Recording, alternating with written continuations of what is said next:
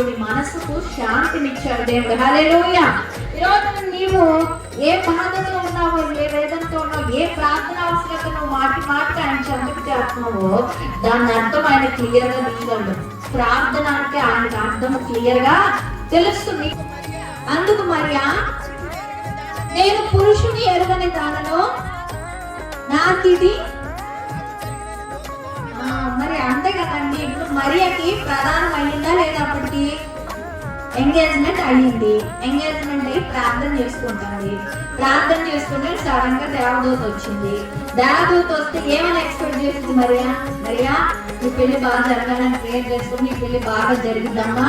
వచ్చి రాత్రి నువ్వు బిడ్డలు కంటావు, పెళ్లి కాకుండా కంటావు అంటే ఆవిడేం చేసింది? భయం అయిద్దా లేదా?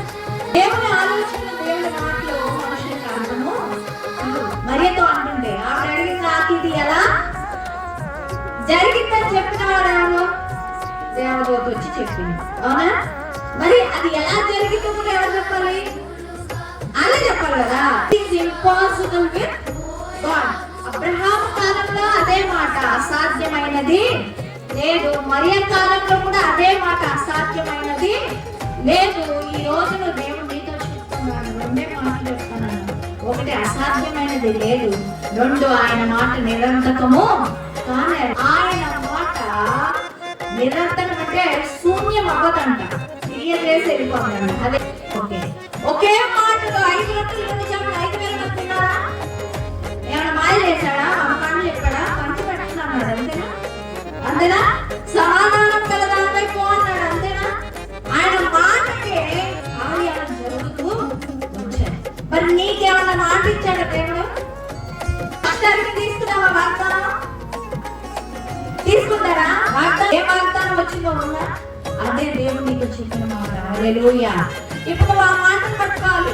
ప్రభువా, నాకు ఈ మాట ఇచ్చావు, ఇది ఎందుకు జరగలేదు? నా జీవితంలో ఎప్పటికీ జరుగుతుంది. జ్ఞాపకం పెట్టుకో, మాట ఇచ్చింది దేవుడు.